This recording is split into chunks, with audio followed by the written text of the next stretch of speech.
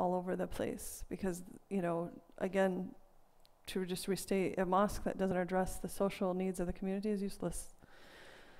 So, Jazakallah khair to IOK for hosting this and this regular parent Saturday session. So today is going to be a heavy topic. There's no way of getting around that. We know that, but inshallah, we'll do our best to make it interactive and a learning experience, and hopefully you'll get something useful out of it.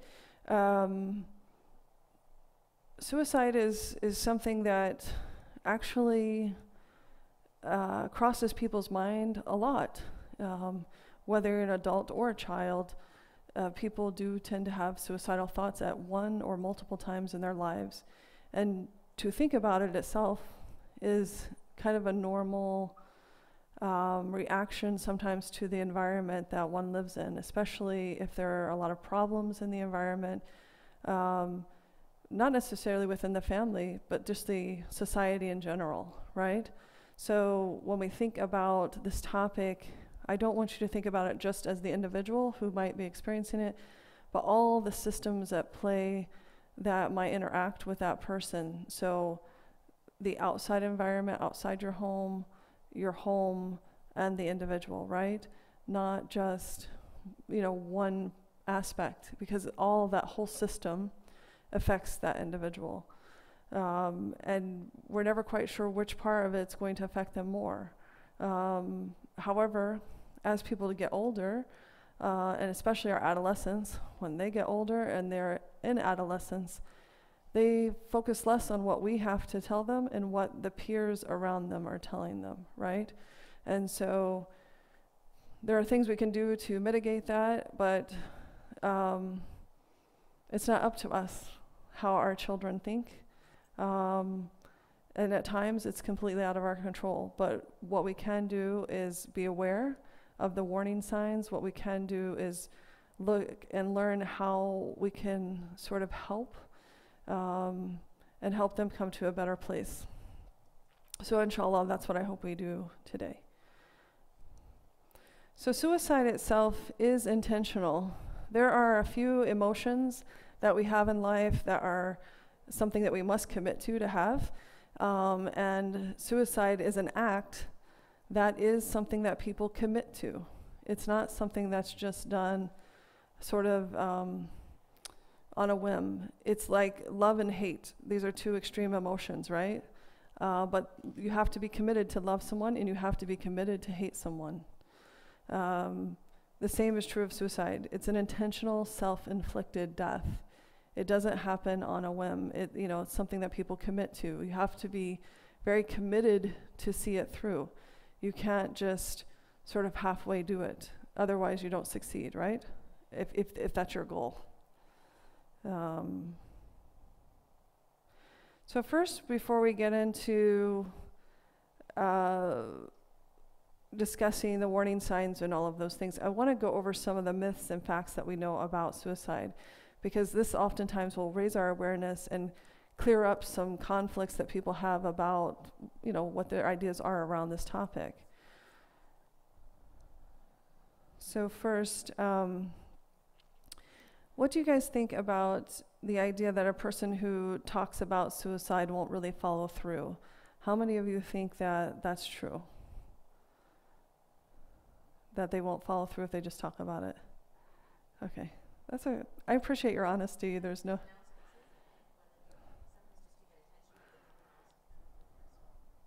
Okay. So, the truth is, you're right, that there is some ounce of truth in it. There's actually more than an ounce of truth. 8 out of 10 people who commit suicide have spoken about the intent to kill themselves to someone. They don't always tell their parents, but they usually tell someone, right? So parents sometimes can be the last ones to know, especially in an adolescent, but they are usually, they have told someone.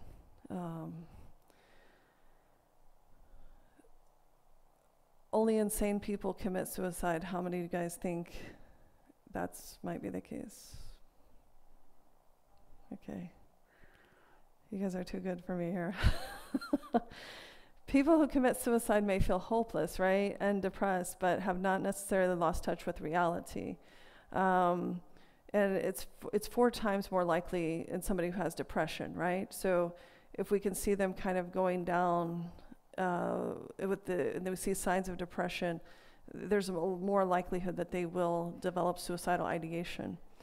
But this is a really important point around them not being insane, right? What we see oftentimes in adolescents, especially living in our society, and especially when they're Muslim, or of any faith or background, right? So when you live in a society that appreciates religion, like more than, say, Europe, for example,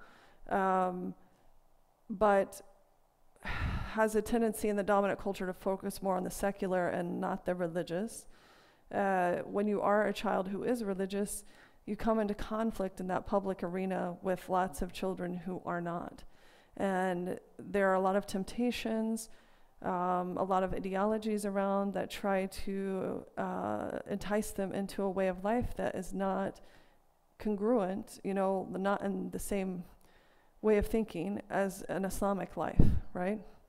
And so sometimes our adolescents, when they're in that public arena of the dominant culture, and they feel their life at home is one way, and their life with the public arena is another way, and they don't know how to balance that or how to navigate it, their life becomes what we call incongruent, right? Where it seems like it's out of balance.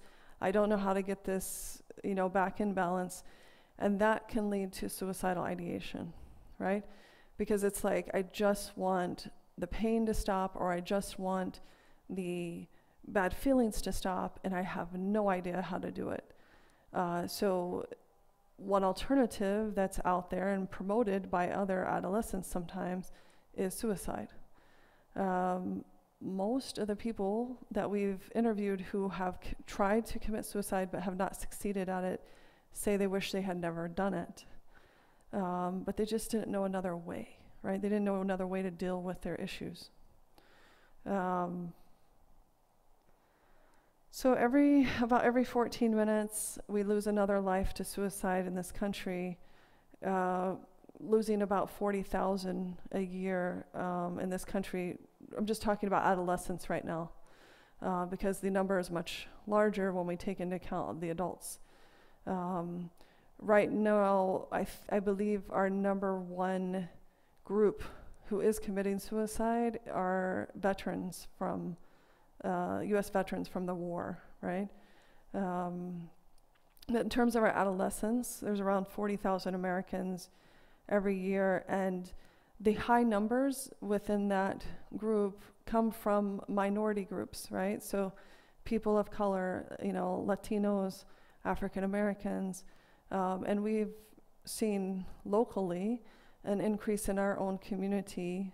I think within the last year, I've been made aware of at least 4 suicides within our Southern California adolescent population, Muslim population. So every day that averages out to a little bit more than 100 Americans taking their own life. It's also the 10th leading cause of death in America, with homicide being the 15th. So suicide is more common than homicide, which is amazing when you think about it, because what we hear on the news all the time is about these homicides, right? But there's actually more suicides occurring, which means we're not getting to the very private issues that are going on with people and how to help them with what's going on. For young people, 15 to 24, suicide is the 3rd leading cause of death. And this is primarily for a number of reasons, right? One of the ones I just described to you, the social aspects that they're confronting. There's also a lot of hormonal changes going on at that time of their life that can put them, in a sort of unbalanced place. And if they don't get appropriate help from a physician or a psychiatrist, that can cause them issues as well. So back to our myths and facts. talking about suicide might prompt the person to act. So in other words, if you were to talk to them about proactively about suicide, do you think that would cause them to act? What do you think? If you talk to an individual, an adolescent particularly, about suicide, would it prompt them to act? Like, would you be putting the idea into their head? What do you think? No? Yes? No? Maybe? Okay. So actually discussing the subject openly shows that you care, right? That you're okay with, that you're okay with difficult topics, right? We kind of touched on that last time I was here. The more you show that you're okay talking about something that's a difficult conversation, the more comfortable they're going to feel talking to you. And so it also shows that you care and that you can accommodate something that difficult. Like, it's a real struggle for somebody, right? So that you're comfortable, that you can handle it. But before you have that conversation, make sure you're ready to have it, right? You don't want to say, okay, I'm going to have this, but then realize that actually I'm not comfortable with this conversation in the middle of it, right? You don't want that to happen. So you want to kind of prepare yourself ahead of time if you're going to have that conversation. Okay. So suicide is a problem among old people, not young people. I think we've already dispelled this myth that it actually is very common amongst young people. But it also, believe it or not, is a problem for the elderly.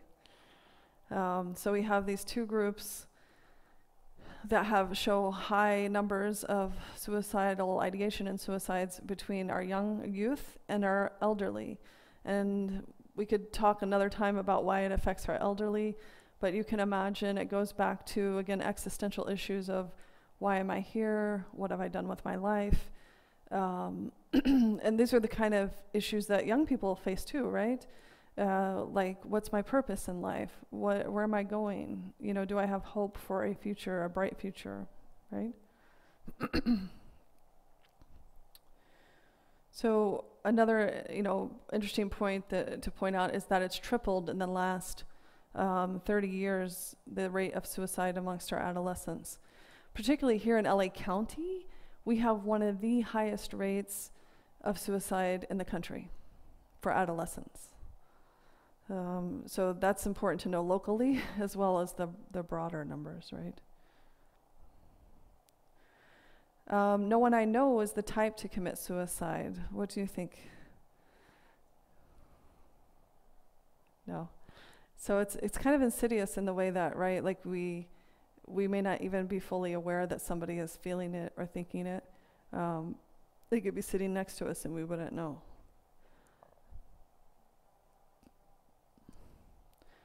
So suicide occurs among young people of all types. We do know that it crosses all socioeconomic statuses. It's not, particularly placed in one or the other. It can affect people who are popular, people who are not popular. It's just not, there's just not one profile that we can say this person's the type. We do know that there are things that increase, like depression, right? That's one of them. People who attempt suicide are just trying to get attention. This is a common thing that we hear people say. What do you guys think about that? No? Anybody think maybe yes?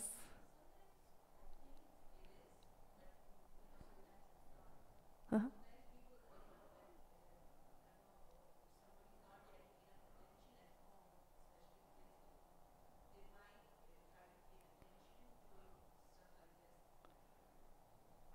Right, so both are true. In fact, both are true. The problem is we must treat every time that they say it, even if it's just for attention-seeking behavior, as if it were real, because it could be real. And we want to show them that it is important, because the results of this are, unlike other things, it's fatal, right? We can't really go back from it once it occurs. Having said that, however, if you notice that a person is doing this quite frequently to get attention, that has to be addressed, right? Because you don't want it also to become a reward system where they think, if I say this, then I'll get the attention I've been craving, and so therefore I keep doing it because I get the attention. It becomes sort of a reward for saying it.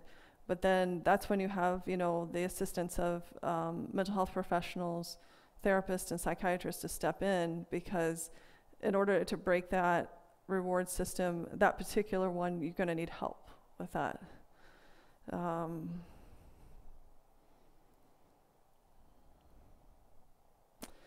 So once a person declares to commit suicide, nothing can stop that person. What do you guys think?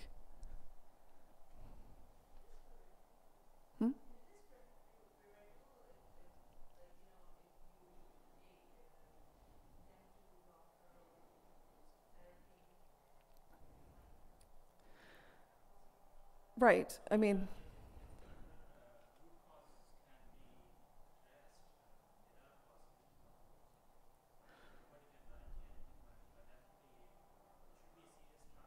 mhm.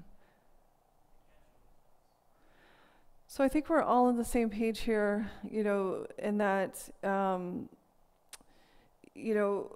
most people do want to stop. As I was mentioning earlier, they just don't know another way. However, I don't want to give you the sense of sort of Pollyanna, right, that we can stop everything, because we can't stop everything. But, we can try, as you both mentioned. We can try, but not everyone can be stopped. If you remember, go back to what I was saying right at the beginning, this is something that people, when they want to do it, they're very committed to doing it. So if somebody's really committed to doing this, we won't be able to stop them, right? And that's important to remember, because people who have survived a loved one who commits suicide often blame themselves, right? But this is where our own belief system comes into play, right? Because there's the qadr of Allah and there is what we can do, right? So we have that fine balance ourselves, and even navigating this issue as community members, because there is only so much we can do. At the end, the individual is responsible and takes accountability before Allah for themselves, right? But we do try. We try everything we can. But there are times when that's not enough, right? And then we hold on to the idea that, as the scholars have shared with us, that we can, for those who are allowed into Jannah, right? One of the questions, there's a hadith about asking, well, so-and-so is with me in the dunya, and I don't see them here. But they always had good intentions and they did good things, and why aren't they here? And that for those who are in Jannah, they're have the opportunity to pull somebody out of the hellfire, right? And so for those that we lose to something like this, these are the kind of things that we can hope for, right? That some way that some mercy of Allah or somebody has the ability to pull them out of that space. Inshallah, because it's a very dark, place for people to be in, and it's very dark for the whole family who suffers, and the community who suffers the loss of an individual this way.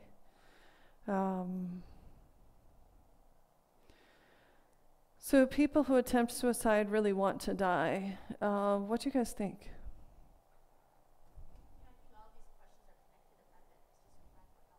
Mm.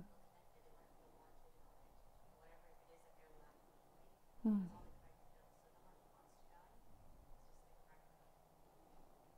Mm-hmm.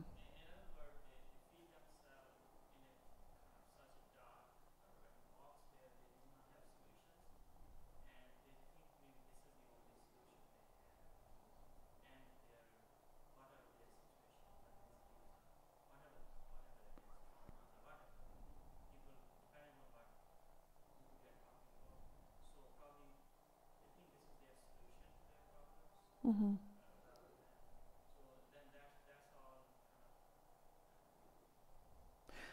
So it goes back, you know, to something I was saying earlier, and you're touching on it here, right? Is that it's about wanting to end their pain, not necessarily wanting to end their lives. They would choose a different life if they could figure out how to have it.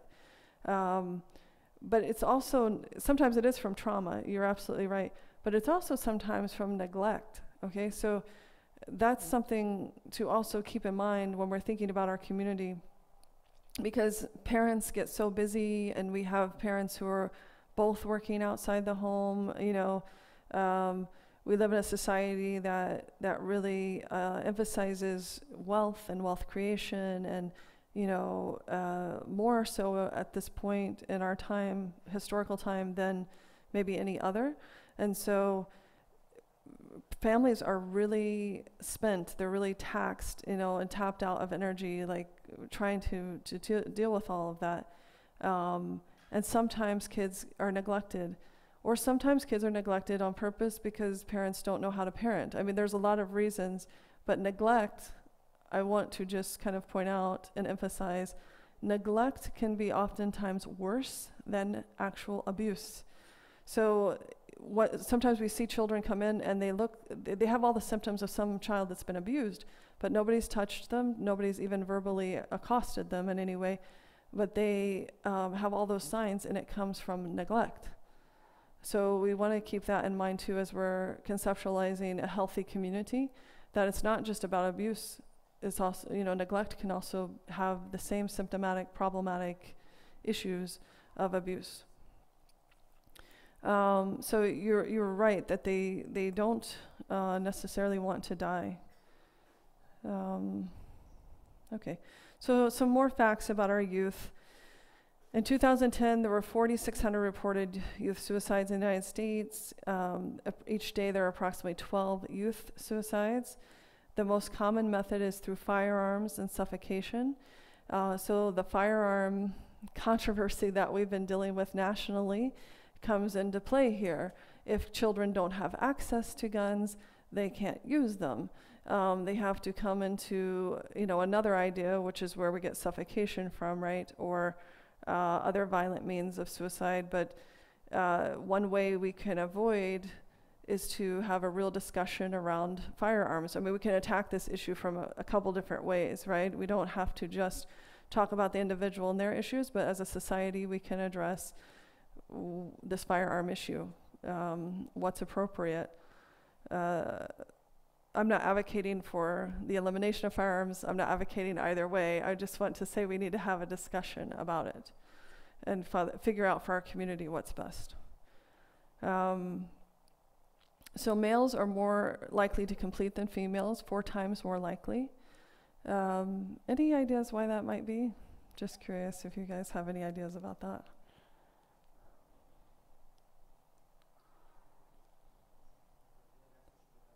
More access to guns? Okay. That's a good one, yeah.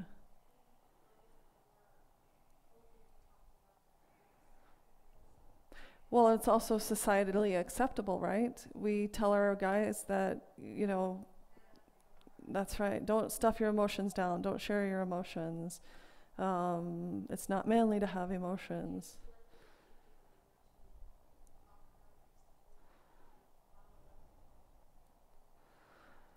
Right. I mean, well, for women, we are more open to talking. Maybe for men, some of them talking might work. For them, it also might be more of a physical expression of some sort. You know, yeah. Any other ideas from the men? What do you think? No? Okay. That's okay. Yeah. So all of your ideas were valid. There are many reasons why that's the case. But again, you highlight the point of which we should talk more about the firearms issue. So if we think about all the different settings, remember I was telling you how we want to think about the different levels of society. So if we look in the high schools, what we find out is 1 out of every 53 high school students, approximately 2% of them, have reported a suicide attempt that was serious enough to be treated medically. And this comes from the Center of Disease Control, public health institution, right, collecting this data. Approximately 1 out of every 15 high school students have attempted suicide each year. So if you think about our average class size is around, in the private school around 15, I think, in the public school closer to 30 maybe. So at least 2 kids in every classroom probably have thought about it or more, because we don't know that these are completely accurate. People don't report oftentimes that they have had these thoughts or feelings. And for every completed suicide, there's 100 to 200 attempts among adolescents that have occurred. How many of you have seen the Netflix series 13 Reasons Why? Yeah. So this, one of the executive producers of this series was a pop artist, Selena Gomez. And she, I believe her intentions were good for why she created it. She wanted to help others, you know, who are suffering from something that she herself struggled with. But the actual creation of this drama is somewhat traumatic to watch itself. I watched it myself after having heard it in session from different clients many times, and I'm like, okay, after I hear something 3 times from like 3 different clients, I, you know, think I need to watch whatever is being talked about by these adolescents. So I watched it and felt traumatized watching it myself, even as a therapist, because it visually depicts many different types of trauma, I mean, in gross depiction, and most of your teenagers have watched it. So if you haven't seen it, you kind of need to at least read a synopsis of it or watch it yourself, because there's a lot in there. And suicide, the 13 Reasons Why, the title of the show, is about why this girl decides to commit suicide. And she actually does commit suicide in the show. So it's really important for you to know what, number one, it's always important for us to know what our children are watching, but that just even asking them the question, have you seen this Netflix series? Because more often than not, they will say that they have seen it or they've heard of it from their friends. It's that pervasive at this point.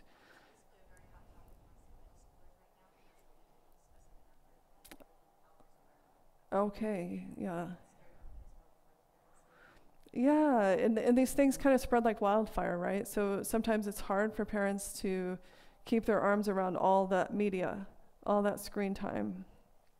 Because Netflix, for example, right, you don't have to have a TV to watch that. You can watch it on your computer, I think your phone, right?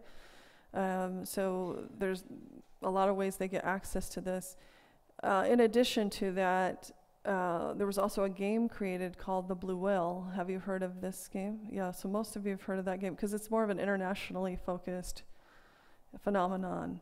But it was created by a Russian man who, I believe is Russian, who wanted to, he said his intent for the game was to have kids commit self-harm.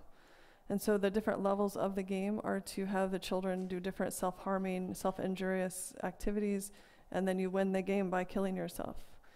And this is what's out there, you know, on that internet that is not so protective. But it's good to be aware of and have that ongoing discussion with your child about what they're exposed to, you know.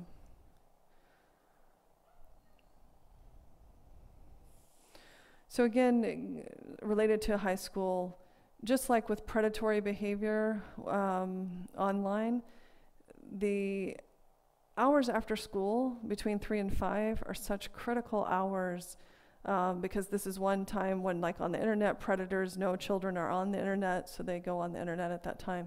But it's also a time when children tend to have a little bit of time by themselves because parents are still getting off work. And it's an opportune time for those who are thinking about committing suicide to do it because they have the privacy to do it, and they may be at home alone at that time.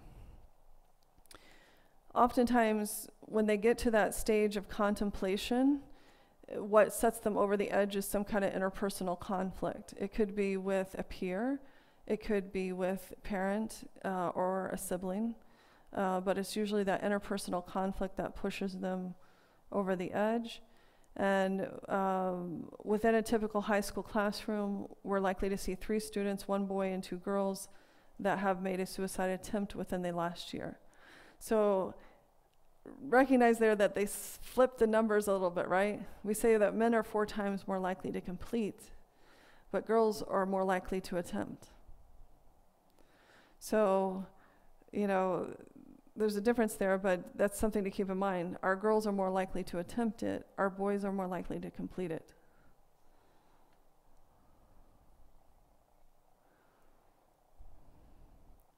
Why does this happen?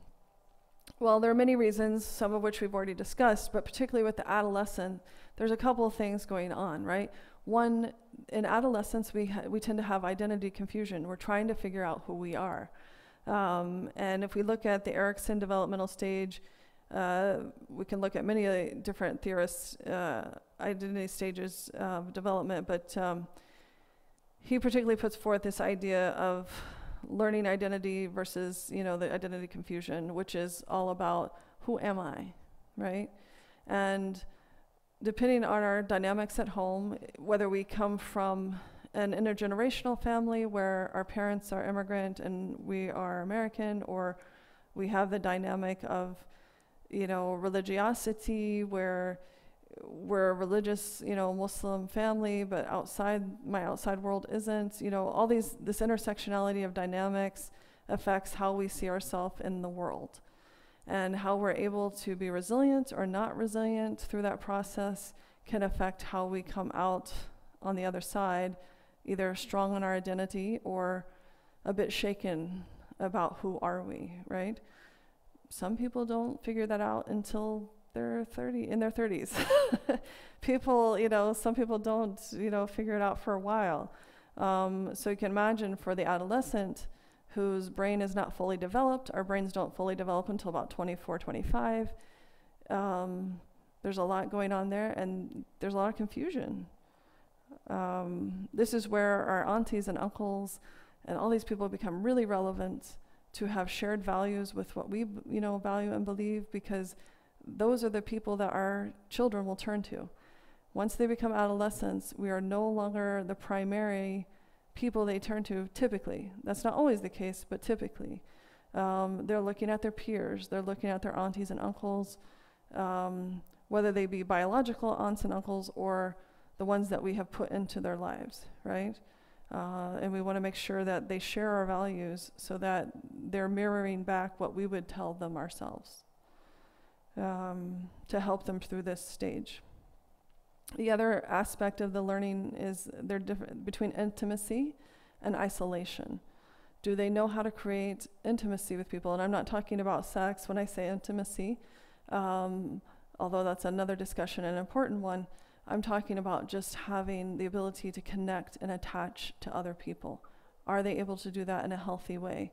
Or will they completely cut themselves off and isolate themselves?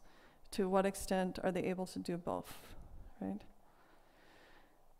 Again, the teenage brain is growing at this time. It's not fully developed until 24, 25. So what we see happening in the brain, particularly in this front part of our brain, this front part of our brain is responsible for our what we call our executive decision making, our ability to kind of prioritize, put things in place, to not be impulsive. You know, this is challenging for them at this age, just in general, because of how the brain is developing. We also have a society that doesn't support this. We talked about this during the attention deficit disorder presentation. Our society encourages a lack of impulsivity. More impulsivity, sorry. They encourages more impulsivity, from the supermarket checkout line to the repeated images that we see on media, you know, pop, pop, pop. It's like impulsive, impulsive, impulsive. Do not, you know, tame your desires. Indulge every one of your desires, right? These are the constant messaging that we're getting. It's Some have theorized even a bit of mind control, but our children are exposed to this. They have less ability, even with their physical, biological reality, to deal with that than we do. So imagine the challenges that they must feel as a teenager to try to get a handle on this. So before we move on, anybody feeling overwhelmed yet? Are we all okay? We're all good? Okay, just checking. How about the men? You guys okay? Yes? No? Okay. Okay, so some of the other issues that teens are dealing with, increased school pressures, right? That striving for those best grades, getting into college. Getting into college used to be something that people thought about mid-high school. Now it's like in junior high, you're already talking about what college I'm going to go to after high school. Dealing with the possibility of a first romantic relationship. That is not something we promote as Muslims, but they still have to face it because they are in school with a lot of non-Muslims.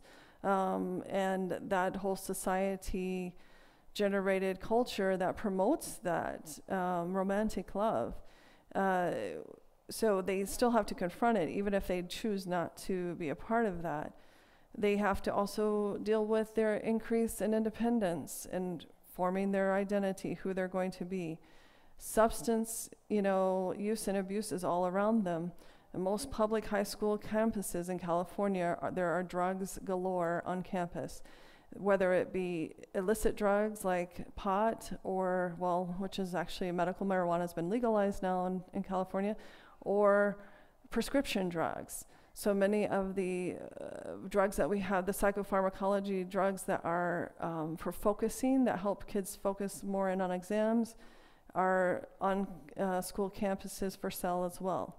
So there are lots of different substances. Alcohol is used so much that we don't talk about it that much anymore within the high school environment, but it's also readily available to high school students. Now it's not legal, but they're still able to get access to it. They have they reach puberty, and they have those hormone fluctuations. And then there's bullying, which we're going to get a little bit more into as one of the reasons that, or one of the influences as to why suicide becomes an option. Peer problems. We have several peer-reviewed studies that have found relationships between suicidal behavior and social isolation, sexual orientation, and peer rejection. There's a correlation there, right? So, for example, if you are a child of a minority group or some kind of marginalized group, you wear hijab, you might get isolated in an environment where nobody's wearing hijab. If you are questioning your sexuality, you might be marginalized in some way. We also don't have currently good ways of discussing that topic within our community, right? So we see with what happened in Orlando, the young man was questioning his sexuality, for better or worse. He was questioning his sexuality. He didn't know how to talk about that. He didn't know who to talk to about it. And we see, what happens at the end of that. The man in New York that just ran over the people with his truck, same issue. He was questioning his sexuality. He thought he might prefer men over women. And so he didn't know how to deal with that. He had a family at home. He had 3 kids and a wife, right? So, and in lack of ability to talk to anyone about that, he took different measures, right, that were violent, to deal with his pain. So we need to come up with healthy avenues and ways of discussing these issues, but that's an example of where, especially within our community, where it's not an acceptable behavior, they're marginalized, right? They're kind of on the outside of the circle of what is community. They're most at risk. Any of those groups that we can identify that are sort of on that outside circle that are isolated, they're most at risk for many things, but one of them is suicide. 70% of suicide completions and attempts occur following the loss or conflict with family and peers. again, we talked about that a little bit before. There's usually an interpersonal conflict that happens before somebody actually completes. So we're going to go into bullying next a little bit more in detail and how this affects suicidal behavior, but any questions up to this point about high school or, yeah?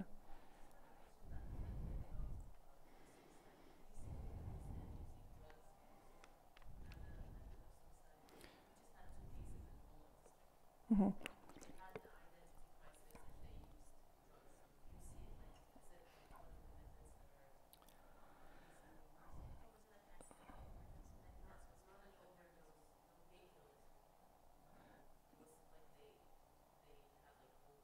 Of painkillers.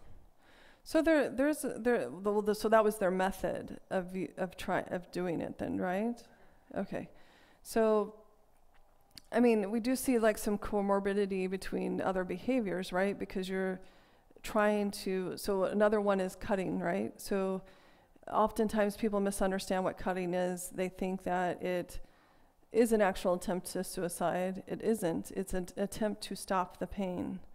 So even though it is painful to cut yourself, that pain like somehow makes them feel less emotional pain, right?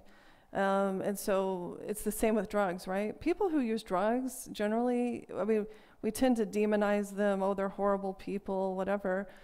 They're really not horrible people. They're in pain and they don't know how to deal with it. Like they don't have the tools to deal with it. So they take drugs to escape the pain, right?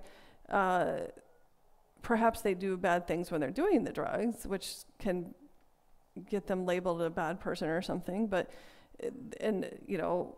from the start, they're not starting from a place that they're a bad person necessarily. They're just in pain, right? They're trying to escape their pain. So you will see other behaviors that have preceded suicide, for example, sometimes, but not all the time. Sometimes the kid can have a perfect picture on the outside. They have great grades. They have social life. They may be an athlete, all those different things that look like, okay, this person's doing fine. But because they're not able to share what's going on inside, they're at risk, and we really can't see it. So I don't want to give you. So on some cases, yes, we can see preceding other behaviors that are occurring at the same time, and other times it's a complete surprise because to the outside community, right? Maybe not to the inside, because inside the home, if parents are paying attention, there's a balance there, right? Because we don't want to become helicopter parents either. But if we're paying attention, there are certain signs, which we're going to get into in a minute, that can give you an idea that, hey, I need to have that conversation because something may be going on because I see this going on at home.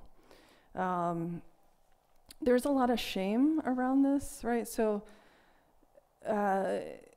people, that's why they need that privacy, that sort of dark space to commit the suicide, right? There's a bit of shame that, surrounds it even for the person doing it. So it's not something that may be obvious to the whole community most of the time. Sorry. Okay, so getting any other questions around the high school or anything else up to this point? Okay. Bullying.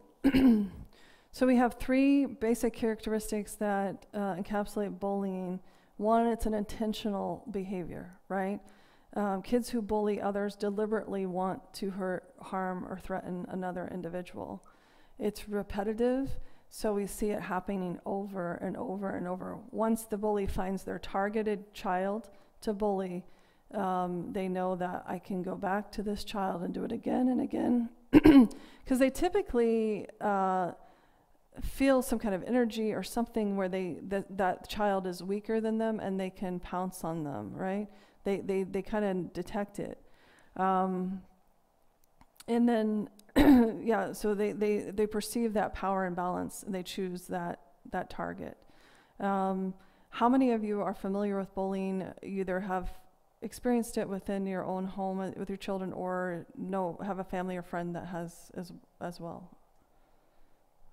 a few of you, yeah. And bullying can take several types, right? So there's the physical bullying that we see on the playground with the name calling and beating up a child, but there's also cyberspace.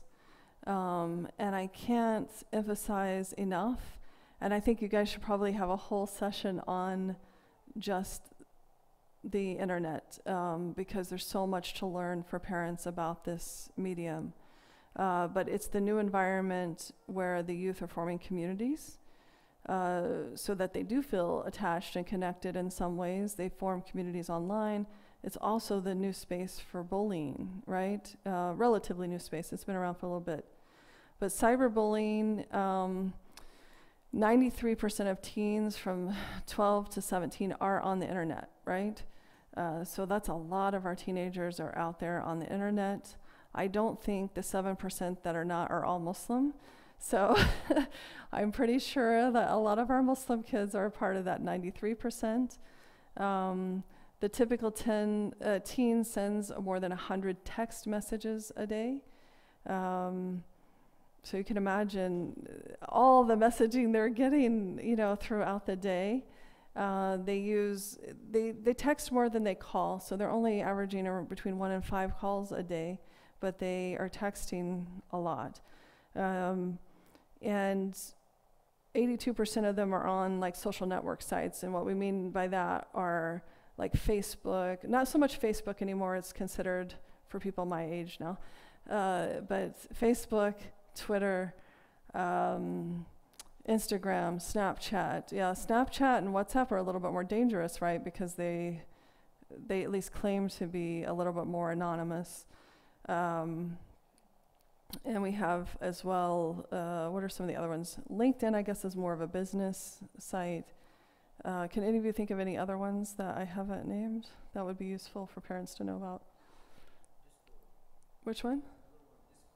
Discord? Okay. What does that do? Uh-huh. Oh, okay. Now, is that more like a WhatsApp, or is it like a, okay. Okay, thank you. I didn't know about that one either. So, yeah, that's the thing about technology, right? It changes so quickly, it's hard to keep up with. So that's one way in which community can be really helpful, especially people who can provide content in this area around IT and the internet. We have a lot of people in our community who do that, can really give us tips on how to monitor and be aware of what the kids are doing. So what makes cyberbullying different than regular bullying on the playground is that it's 24/7. It's possible anytime, day or night. You can send video clips, and which can then loop over and over again, right? Whereas if a bully on the playground says something to you, you hear it one time, you may replay it in your mind. Over time, it loses its accuracy, and alhamdulillah, Allah created our memory in such a way that we tend to remember the best things, and we let go of the worst things, right? When you have this media that's in your face 24/7 and can loop and loop, you never get to forget the bad stuff. It's there for you to see forever. The emails, somebody says something they wish they had not said. You know how we talk about how the tongue has, it doesn't have any bones, but it has bones, like it could really like create such a harsh impact, right? That's true, and it lives, forever on the internet through emails, videos, chats. And then the other thing that happens with teens, they'll take photos of the chats, or they'll forward the chats to other people, bring other people into the argument or into the bullying, so that it becomes like, I don't know if you've ever experienced, how many of you have ever been on Twitter before in here? Nobody? Somebody? Okay. Well, on Twitter, it's all about very short messages, right?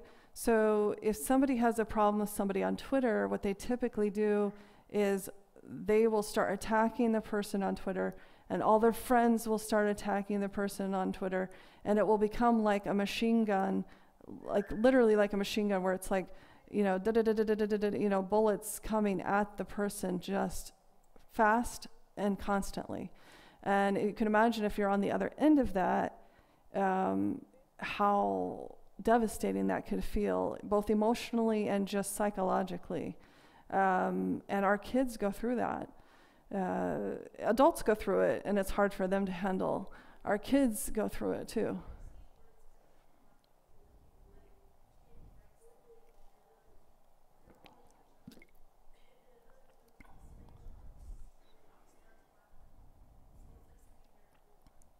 Yeah. Right, and another way that happens, and this starts in middle school as well, is, I know you're not going to like the reality that I'm about to tell you, but there are some children who will take naked pictures of themselves and send it to other people. Those pictures are out there forever, and they don't realize that oftentimes when they do it, but they get sent around as well. And it's a really large problem. I don't want to scare you all either, but it's a large problem that is occurring. And believe me when I say that it's not just occurring in the non-Muslim part of our community, right?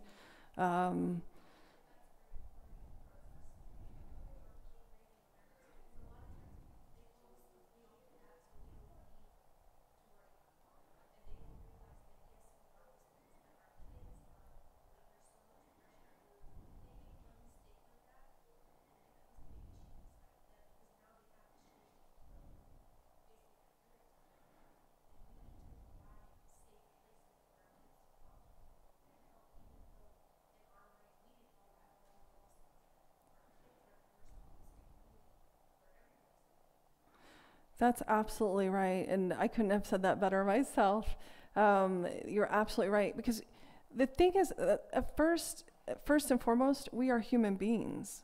We are human beings, which means that we are capable of every human behavior.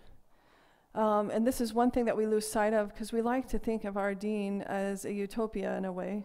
And we do strive to be the best that we can be. We're still human beings. This is why, I've seen Islamic studies curriculum, for example, that will shy away from the story of Prophet Lut, for example, right? But there's a reason we're given that story in Quran. Not for us to ignore it, but to embrace the reality of human behavior. And so, we discuss that. And when we're able to discuss it, it no longer has a place to hide. When we can't discuss things, then things can fester and hide, and that's when we end up with these pictures being sent and nobody knows about it. Well, everybody eventually knows about it, but when it first happens, we don't know about it.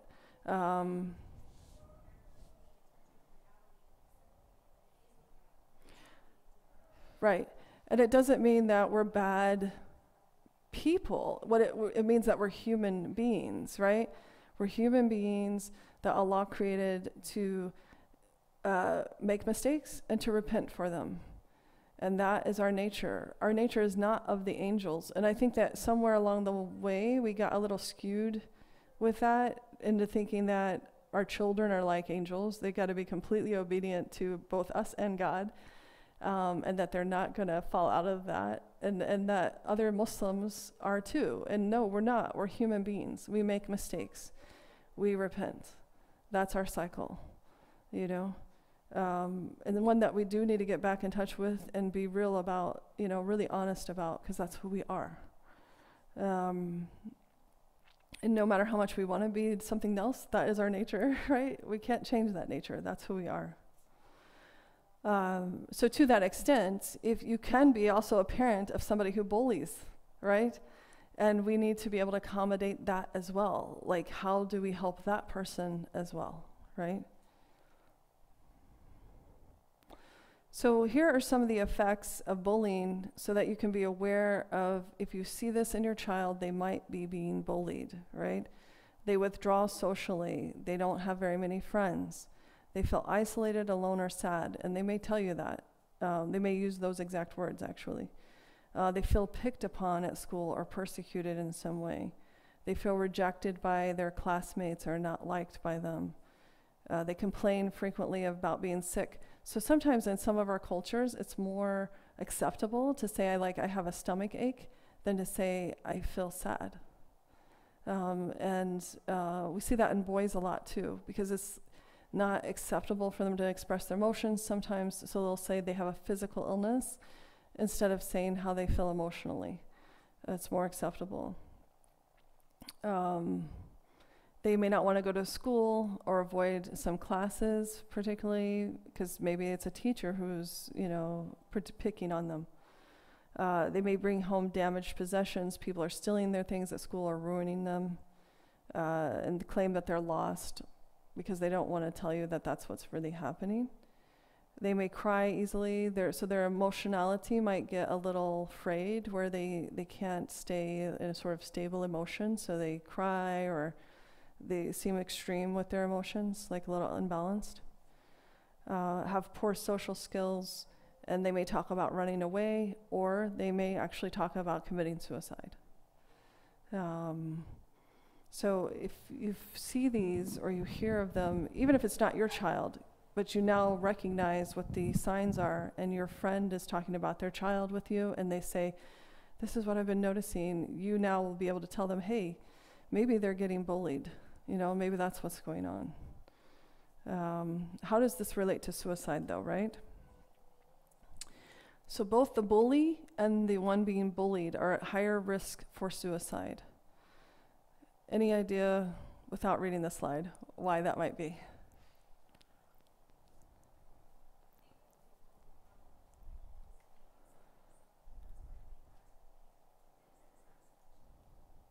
That's exactly right. So our bullies themselves, right? The reason they bully is because they feel insecure about who they are.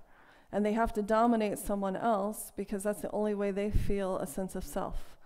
So both of these people, the one being bullied who feels picked upon, and the bully are in those marginalized groups, right? They don't feel accepted into the larger group.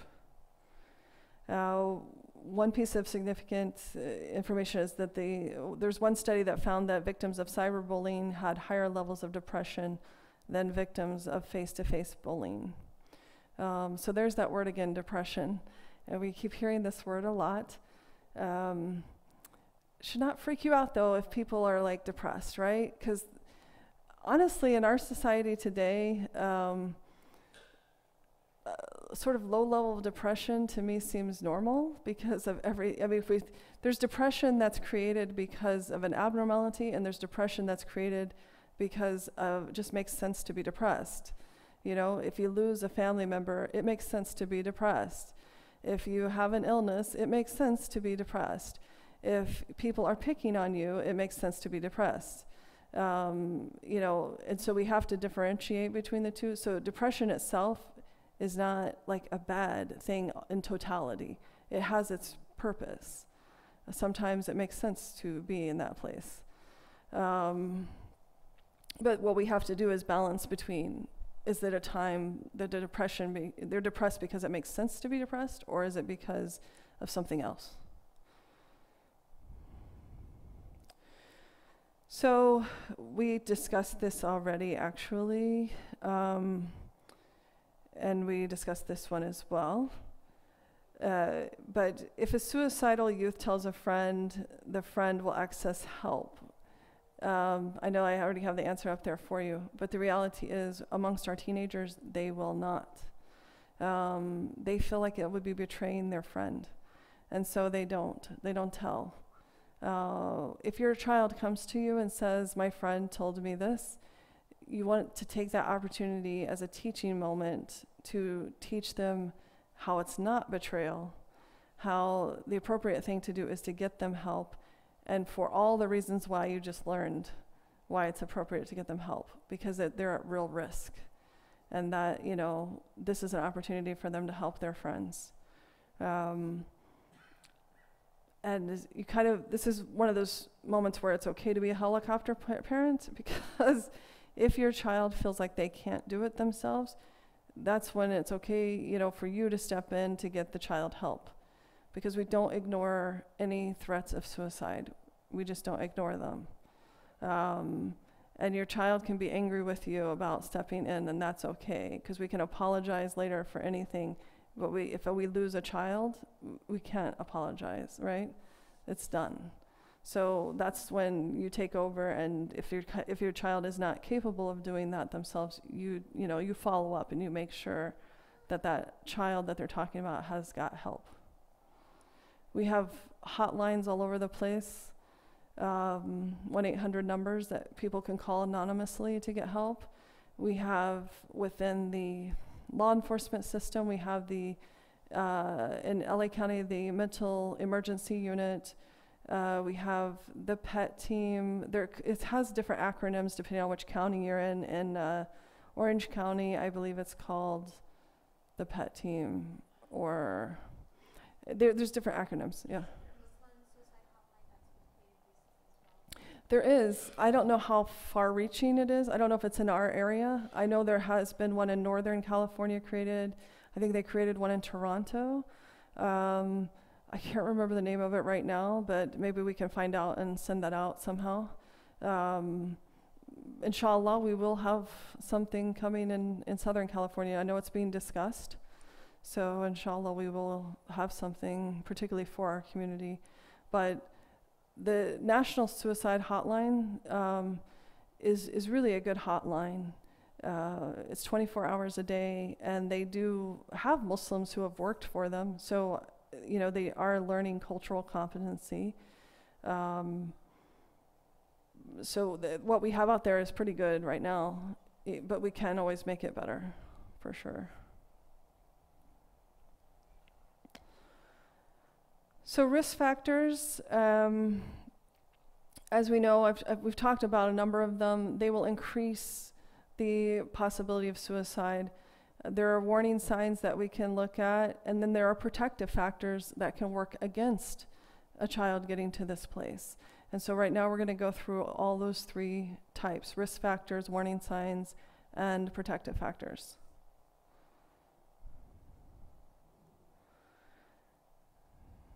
So the risk factors, we have ideation, substance abuse, purposelessness, anxiety, the feeling of being trapped, hopelessness, withdrawal, anger, recklessness.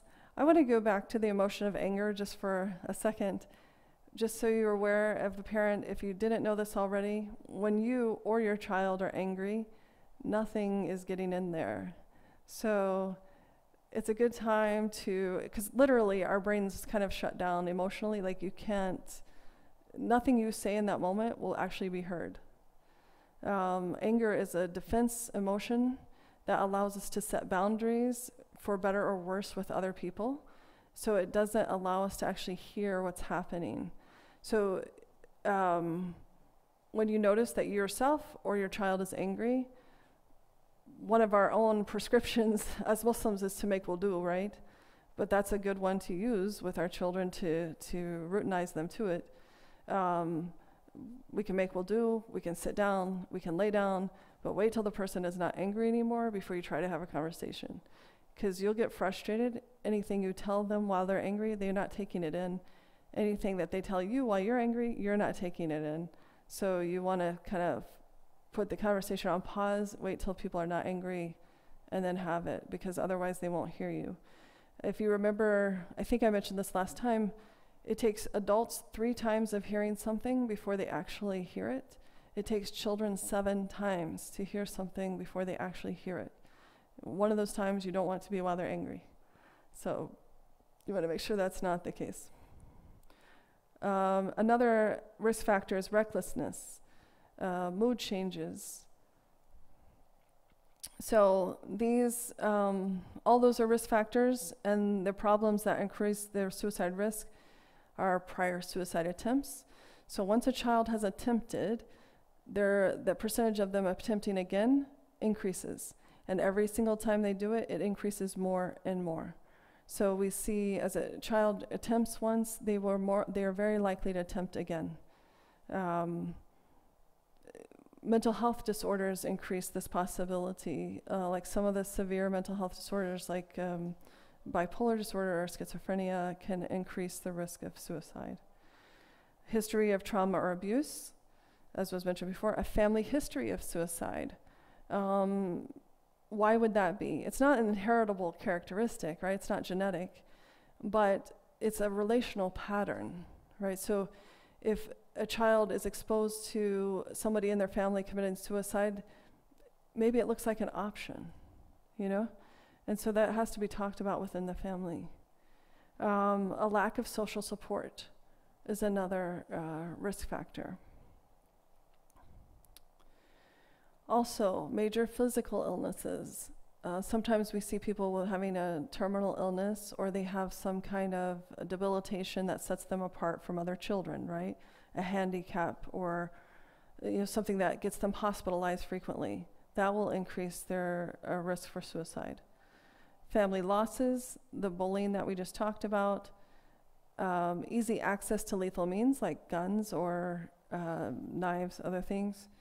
And then the other problematic issue is if somebody commits suicide within the community, then the children sometimes think of it as an option and want to copycat. So what you see is clusters of suicide. And that's, although we grieve and we pray for the child who is lost in a community that has lost someone, one of the first steps that we take is to address the other youth. This is not an option, and here's why. Because there's a tendency to think that, oh, well, their pain stopped, maybe mine can too. Okay. Access to means, again, firearms are used 58% of the time in successful suicides. It's 5 times higher in houses with firearms, and it's even more prevalent in suicides involving alcohol. So we see a coupling of alcohol and firearms. Any questions about the risk factors before we go on to the warning signs? Anything? No? You all feeling okay still?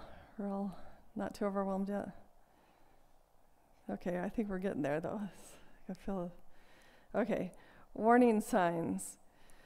So warning signs, if a child, or like say an 18-year-old, 19-year-old, I think you have to be 18 in California to buy a firearm. If they start buying guns or stockpiling guns, even adults, if we see this happening, that's a warning sign. Talking about wanting to die or kill themselves. Younger children will say this. They'll say, I just want to die, We'll hear them say that in a sort of exasperated way. And so they're already thinking about it, And it's something we don't want to freak out about. Like, we don't want to hear that and freak out. It's better just, oh, really? Why is that? Kind of a gentle approach to it, as opposed to freaking out ourselves, when we hear it. Impulsivity and increased risk taking. So they start, involving themselves in behaviors that you haven't seen before, and it looks like, what's going on? You're asking yourself, what happened to my child? That's a warning sign. Giving away their possessions. They start just giving all their stuff away to other people. Cutting can also be a precursor. The use of drugs and alcohol, and talking about not seeing any reason to live at all, right? We hear adults talk this way as well. So there are warning signs for both our adolescents and adults. Protective factors. Okay, so here's where we can come in and do something preventive in the face of all these warning signs and risk factors. We have treatment for mental health and substance abuse, right? So we start inviting that into our community. We start embracing that. We help people get the help they need. We help them get the help they need with physical disorders. We increase access to interventions. IOK allowing this kind of talk to happen is just that, right? When we do more of that. We restrict access to lethal means. We get into that firearm discussion socially. We talk about limiting that. We strengthen community relationships with our families. Again, I go back to that golden concept that the Prophet ﷺ came up with of brothering. We need to know what's going on with each other. We need to know what each other needs before they have to ask for it. And when we reach that level of community, we will be able to more easily do these things. So we need to make those stronger family connections and community connections. Stronger problem solving and conflict resolution skills.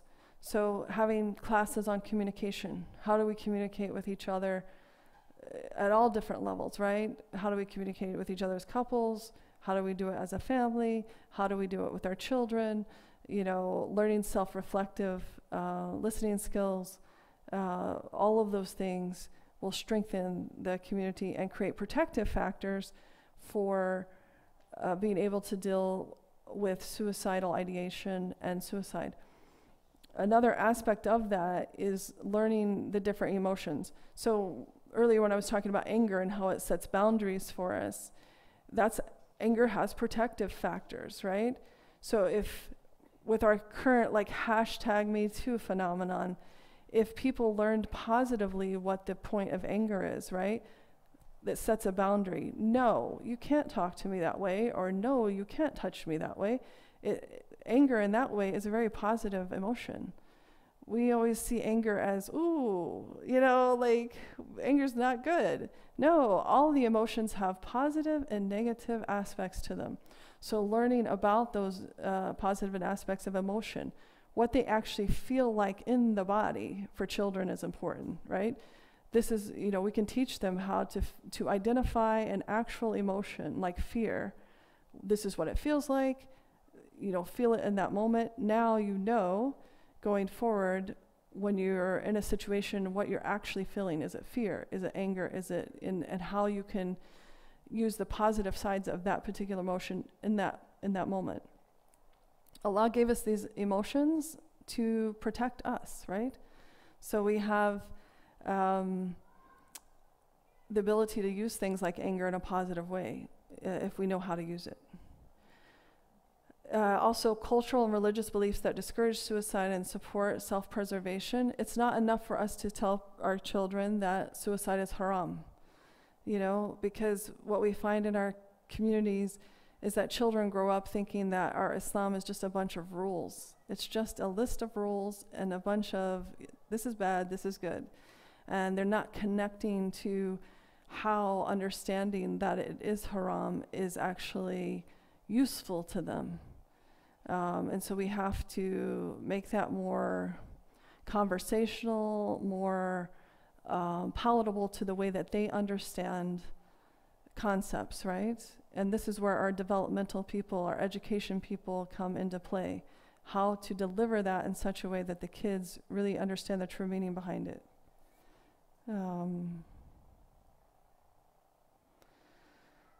So here are just a few more what we call indirected or coded cues that aren't so obvious necessarily, but when you hear them, but they actually are meant to be very obvious to the listener. One is, I'm tired of life, I just can't go on. If you hear your child say that. My family would be better off without me. Who cares if I'm dead anyway? I just want out. I won't be around much longer. Pretty soon you won't have to worry about me. These are the real statements that we hear children saying who are suicidal. And they've been said so many times that we now see them as coded cues, right? They're very common sayings of children who are having suicidal ideation. Yeah. I mean, I don't know about you guys, but can't you hear the pain that's in those statements? Yeah, it's there. So what we can do for individuals who approach us or children who have suicidal ideation, we want to take it seriously. Almost 80% of all suicides have given their warning of their intentions ahead of time. So in that way, it's not a surprise. Somebody knew something when a child kills themselves. They may not have known what they were seeing, so we don't want to get into the blame game, but somebody knew something. You want to ask directly. If you think that someone is suicidal, you want to confront them about it. You know, are they feeling this way? When I was, my first population of patients were adolescents. And every adolescent I saw who I asked the question to had had some ideation. So they say it's 1 in 6 teenagers who have suicidal ideation, but everyone that came through my office that I asked said they had it. So I don't think that's an accurate reflection.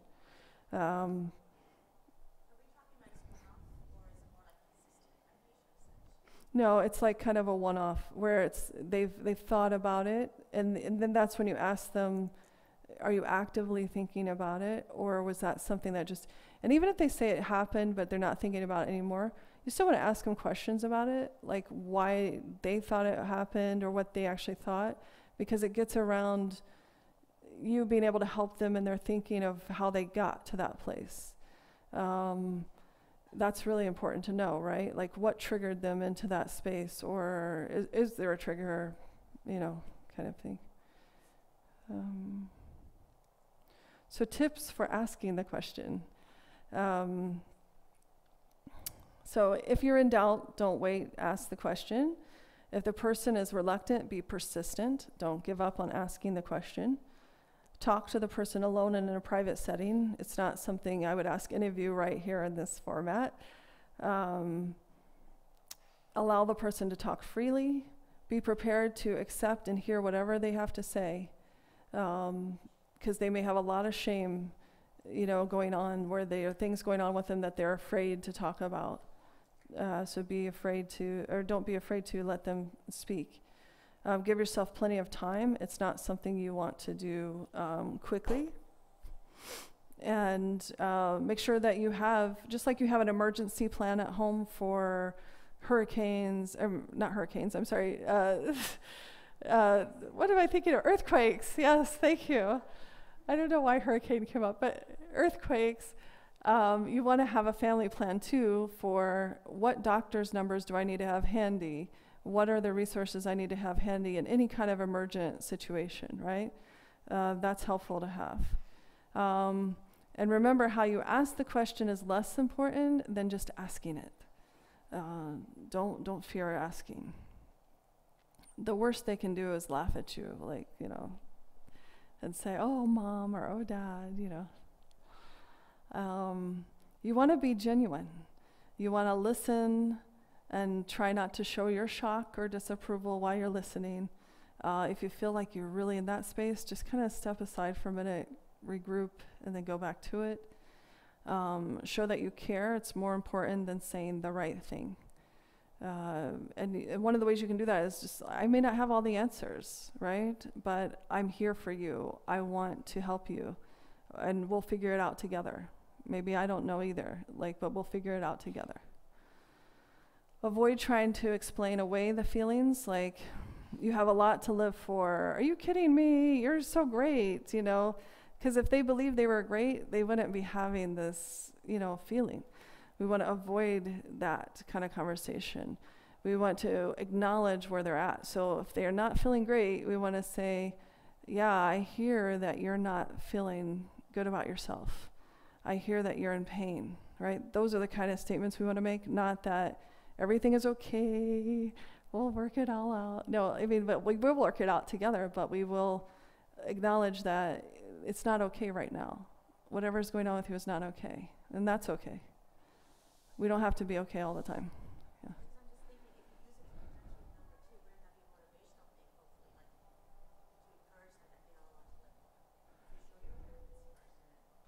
Right, right. It's the difference between covering it up and, yeah.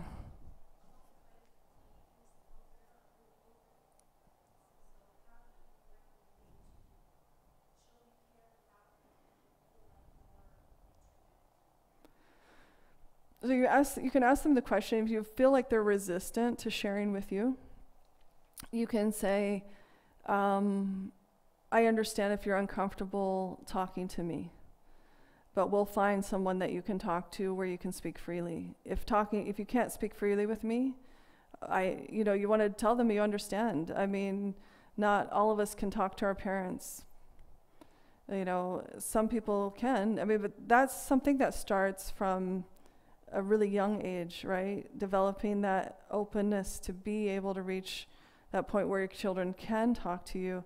But if that didn't happen back here, okay. So we just acknowledge, okay, I realize you can't talk to me, but we'll find someone that you can talk to. And then,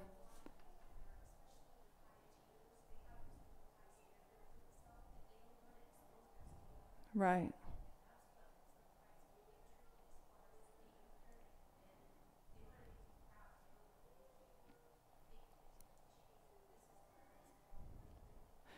And this goes back to building resilient, informed communities, right? We actually have to teach our kids that it's okay to fail. You know, they have to be okay with failing. That's one of the things we create when we don't teach that, right? But yeah, so we want to, so if they can't talk to me, we'll find someone that you can talk to. And you want to be really careful about who that person is, right? Yes, we are. I know we're late. Let's see. Okay, so last few things, like what to do if a child comes to you and says, I'm suicidal, right? You want to stay there. You don't want to leave them alone. If you don't feel like you are equipped